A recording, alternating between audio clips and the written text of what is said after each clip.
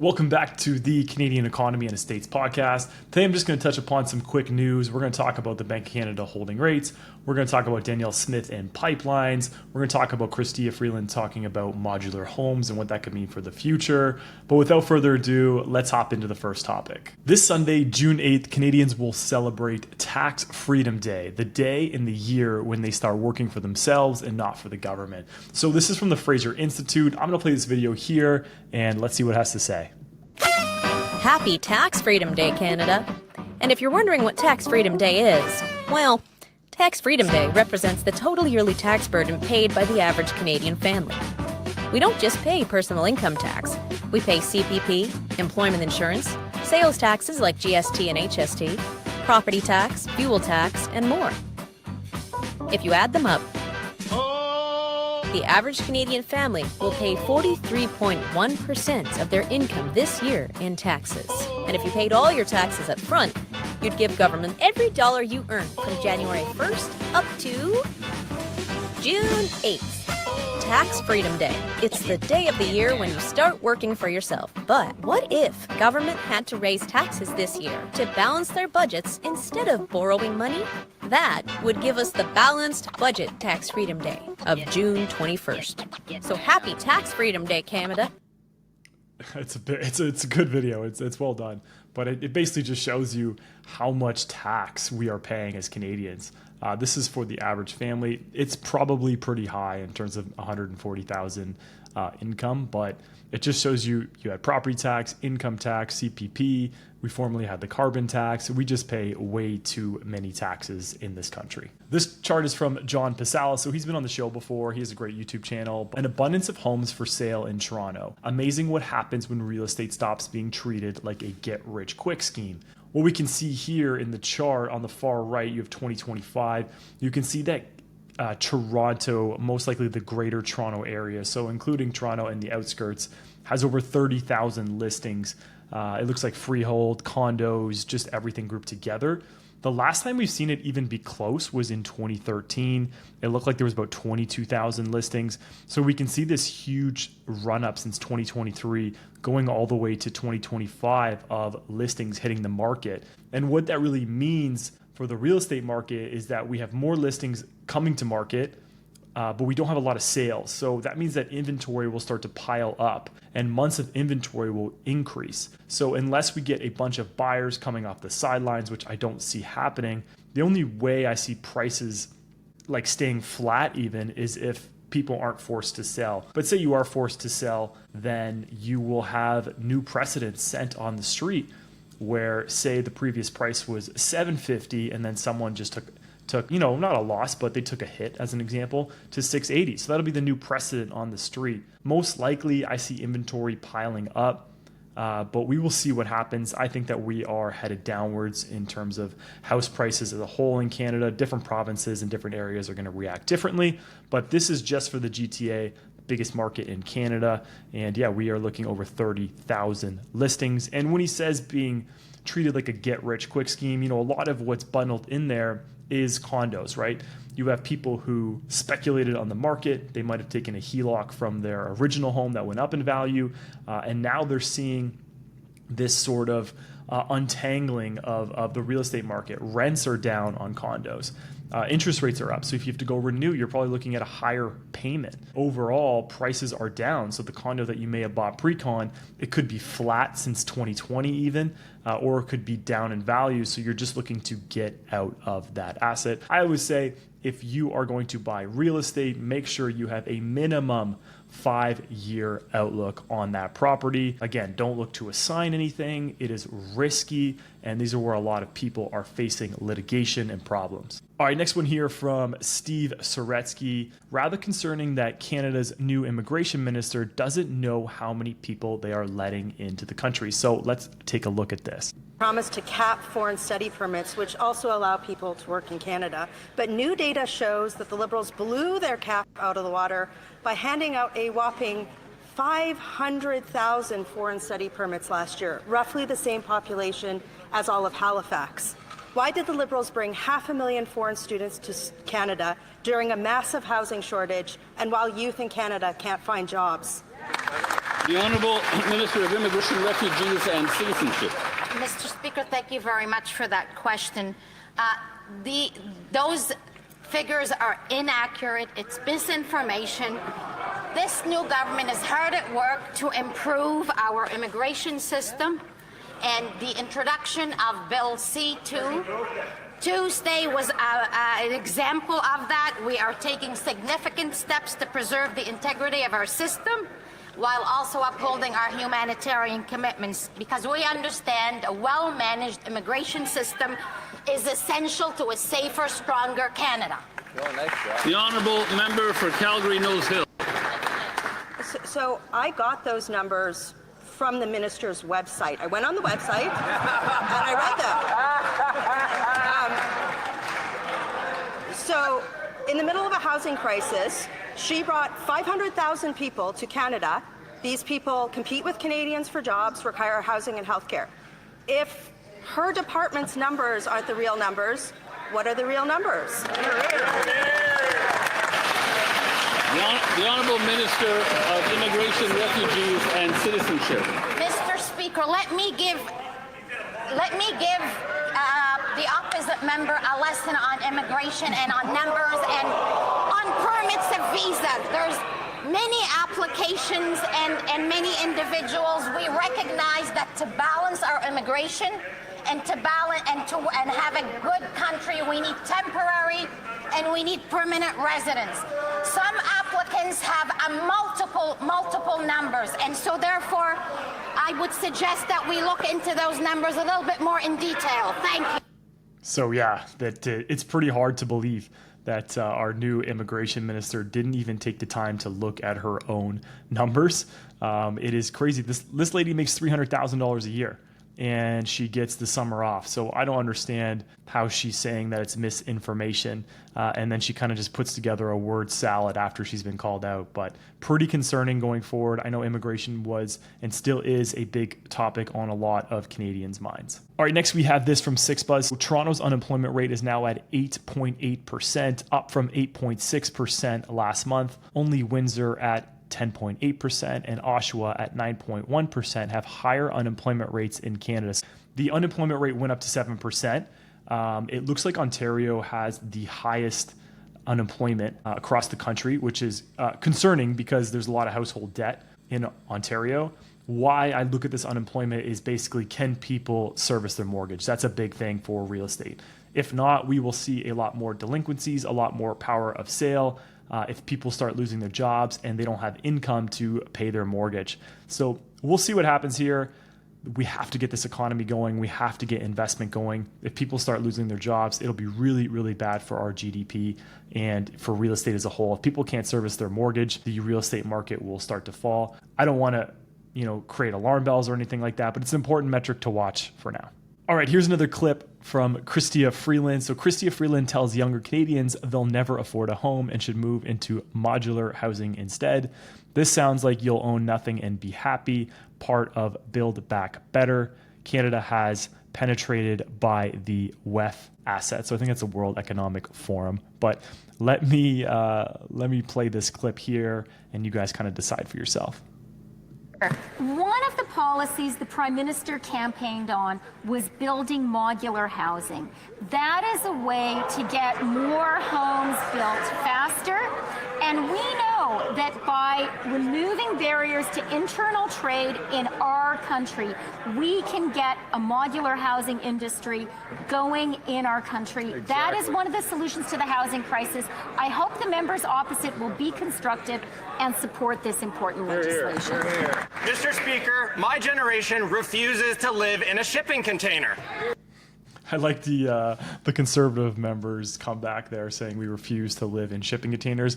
Now, there's nothing wrong with modular housing. I'll talk about it a bit more in a sec, but I think it's just ironic and it's has a lot of hypocrisy behind it that Chrystia Freeland lives in this beautiful neighborhood in Toronto that's $1 million+ and her idea of what the next generation should do is to live in modular homes. Maybe modular homes could be good for certain demographics in Canada, say, homeless or people struggling to pay rent. There's a lot of underlying questions behind these modular houses. I'm going to share a tab just in a sec. So John Flynn talks about this. All this talk about modular homes and shipping containers, where's the actual progress? All I've seen so far is some dystopian drawings. Where's the land? Where will these homes be built? I'm guessing the government won't be a very efficient home builder. And that's fair to say. The last 10 years, the Canadian economy is the opposite of efficient.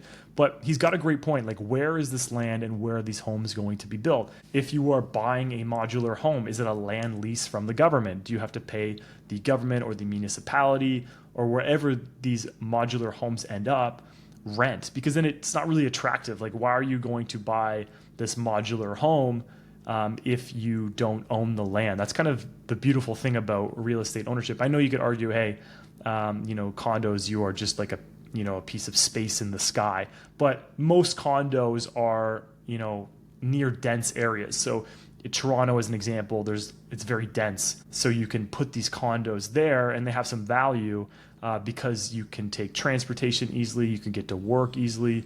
But if you're just plopping some of these modular homes or shipping containers in land where there's no jobs close by, the transit is horrible, and what's kind of the point here? So I'm curious to see where this goes. I think modular homes will kind of fizzle out and they will fade away. But Mattamy Homes, a massive builder in Canada, is taking on building modular homes. But what I know of home building is that not a lot of it, but some of it's done prefab. So it's built in these kind of warehouses and then they ship that over to the land where they're built on. But like I just said, the land they are built on, the land that the new buyer is going to own, which makes it more attractive. All right, here's an article from Better Dwelling. We've talked about this so much on the show, but Canadian real estate prices rose 7 times faster than wages since 1981. Wages are not keeping up with the price of homes. So when you have politicians talking about we are going to increase the wages Canadians are going to get, but you're never going to increase them enough to make it affordable for millennials and the generation below me to afford homes, right? You're going to have to exponentially grow wages and house prices need to stay stagnant. The easier part is that house prices come down, but no politician wants to touch that argument. So let's come down here and see this chart. So we have Canadian residential real estate prices grew 7x faster than household wages. So you can see by the chart here in the light blue, you have home prices.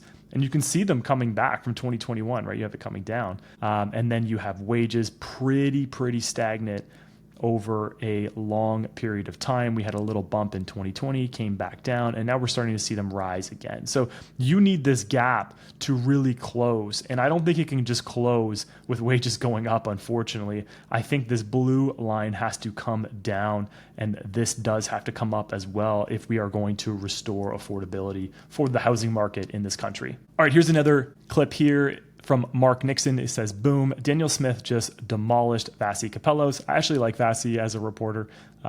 She's a little less biased than some of the other guys on CBC, but I do like some of the stuff that she says, not everything, but some of the stuff, and she likes to really pry at politicians, which is good. So Vassie read stats can oil production numbers. Danielle fired back with context, facts, and truth bombs. Let's play this clip here. In 2024, up 4.3% from 2023. I do really quickly want to turn to asking you about. I just want to say we have an aspiration to double our production, and we could have been at already probably 6 to 7 to 8 million barrels a day. That's what I'm looking at. And why should we hold ourselves back when we know the world wants our products? This is the time for us to build them. Yeah, I guess I'm just countering the idea that things are destitute or that nothing is being developed or production is extremely capped. Like, the numbers bear out a different story. They're not perhaps as high as you and other people in the province or maybe even across the country want to see, but they're not going down. Actually, we've got the lowest living standards in the world. Like, we're falling behind all the OECD countries in productivity growth and standard of living growth. And that's because these are the kind of projects that consistently fail and do not get built. So we can't sugarcoat that. That is a reality. If we want to be a rich country and we want to be able to keep up with our neighbors in growth, we've got to build things. We've got to dig things out of the ground. We've got to get products to market. We can't keep on borrowing and borrowing and borrowing and watching the kind of situation that we've seen over the last 10 years develop. That is not what Albertans want. It's not what Canadians want. And so I think there needs to be a complete attitude adjustment about all of these projects because we've lost a lot of opportunity across the board, across the country. I think she's nailed it. She's right. We as a country do not do enough. And like she said, all we do is borrow and spend and tax. And it's just not a productive way where wages are going to go up or our GDP is going to get better. Our GDP per capita is going to get better. We need to build things. And Danielle is right on this, that we do need to get more barrels of oil to the market, and we do need more customers. We just had this election where we talked about Trump was the bad guy, Trump this, Trump that. We need new trading partners. Well, this is the perfect opportunity to create a pipeline from Alberta to British Columbia, and then getting new customers for this oil. And it's just something that I think Canada needs to really, really look into. Again, we do not want to be dependent on the States, and we are.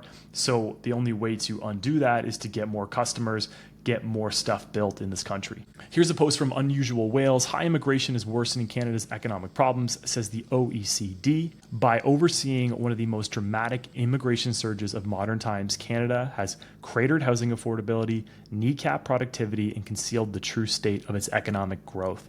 So basically, this is saying that our GDP really only grew because we had a lot of people come to this country. And everyone's feeling it, right? It's not even just the immigrants. There's a lot of scams on these immigrants I've been seeing, promising work permits and it not coming to fruition. There's been a bunch of scam colleges. It's actually pretty embarrassing on a large scale that this happened under Canada's watch. And then we have problems with jobs, so unemployment is going up. Then we have housing issues. We have healthcare wait time issues. There's transportation issues. It's just high immigration is not been a good result for Canada. I'm not saying immigration has been a bad result. I'm saying high amounts of levels too quickly where we aren't able to absorb these immigrants into our economy, into our housing market, and into our job market. We've just done a really, really bad job. So a reversal on this is much needed, not just for Canadians, but for immigrants. I think that the number needs to get slashed down even further, something like 50,000 per year for the next couple of years, and then reevaluate. And then only you're bringing in people that Canada truly needs in its economy. It needs more doctors, more nurses, potentially more home builders and carpenters, just focusing on some more high-skilled immigration rather than just focusing on an abundance of students where you're seeing a Brampton College in a strip mall. It doesn't really seem like a very productive way to grow our economy, and it's something that Canada really needs to focus on, and it's not very... It doesn't make the outlook very promising when our immigration minister doesn't even know what the numbers are and then calls the numbers from her website misinformation. All right, so here is Pierre Poilievre talking about immigration more. It's nice to see Pierre kind of back in the media, but I do know that his numbers are falling. Hopefully Pierre can get back into the House of Commons, in that riding in Alberta, and kind of get back to work. Usually this does happen, though. Usually what I've seen in the past is that there's kind of a honeymoon phase with the next party. But yeah, I think Pierre needs to get his popularity back up. Unfortunately, it's taken a bit of a hit because he really hasn't been in the media. And when you lose an election, again, your popularity is going to get hit regardless. So let's see what happens with Pierre, but let's listen to him here talk about immigration. Border security bill that was tabled last week, Bill C2, you haven't offered your views on it. Can you give us? Well, we support a stronger border. We want severe limits on population growth to reverse the damage the Liberals did to our system. The population has been growing out of control. Our borders have been left wide open. This has caused the free flow of drugs, human trafficking, illegal migration, and much worse. And that is why we want a stronger border. We want to crack down on abuses in the immigration system. And we want to ensure that any frauds in the refugee system are reversed. Those are the things we're looking at. But we're also going to study the bill carefully to make sure that long-standing Canadians who are following the law are not having their rights and freedoms violated. Thank you. Yeah, so I think he did a good job here talking about immigration. I think he could have done more of this during the election because there is a lot of fraud. There's waste and abuse in the immigration system. And it really just needs a total overhaul with a lot more transparency to Canadians about what's going on. I think what I just said before almost is what they should come out and say. is that we are dropping immigration numbers so we can get a hold of our healthcare system, we can get a hold of housing, we can get a hold of jobs. We are dropping our numbers to this amount because they don't really tell you.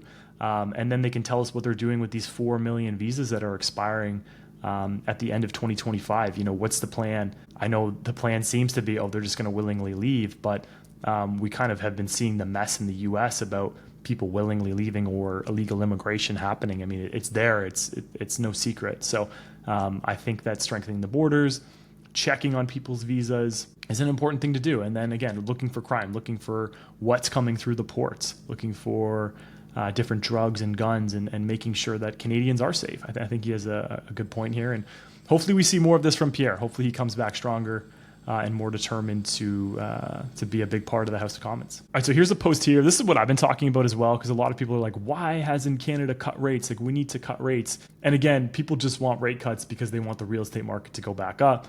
I think some people don't want rate cuts because they don't want the real estate market to go back up, or they want their mortgage that they're renewing to be cheaper. There's a few different reasons, but here's a big reason why I don't think that TIF just held rates at the last meeting. So he said, one of the reasons for why Bank of Canada can't cut rates yet is because Mark Carney's retaliatory tariffs haven't made it into the inflation numbers. Bank of Canada Governor Tiff Macklem, the retaliatory tariffs that have been put in place that is not yet in the CPI data that we have, you will see that coming in the months ahead. So while core inflation is running high and food prices are increasing and people can't afford their mortgages, the Liberals are adding more cost to the already stressed Canadians. So let me play the clip here from Tiff. And the retaliatory tariffs that put in place, that is not in the yet in the CPI data that we have. You will see that start to come in the months ahead. And so, yeah, Tiff is kind of worried about what could happen with these tariffs, and he should be, right? If we see inflation increase, like inflation is below 2%, but a lot of that has to do with the carbon tax being taken out. So Tiff has to keep his eye on inflation, because if it reaccelerates, the last thing Tiff Macklem wants to do is increase interest rates. So I think the pause was warranted. It made sense for the time being. I still think we'll see a cut or two by the end of the year. But I think the pause that he just had was warranted. And again, everything is data driven. So if the data changes, Tiff and the Bank of Canada has to change their mind on what they're going to do with their policy when the time comes. All right, guys, that's it for this week. If you like these kind of news segments that I plan on doing more of them, just like and comment down below. And even if you disagree or you agree with some of my thoughts and some of the articles and tweets that I brought up, let me know what you think down below. If you are looking to make a move and you are in the GTA to Hamilton area, I service people with real estate transactions, helping them buy and sell. Very data driven and very personalized service. So if that might interest you and you want to have a free call with me, just click the first link down below in the description, and it's an absolutely free call. Just tell me about what you want to accomplish and see if I'm a good fit for you. Thanks guys so much for watching. We'll see you soon. And again, like and subscribe and leave a review if you can, if you're listening on audio. Thanks so much. Bye.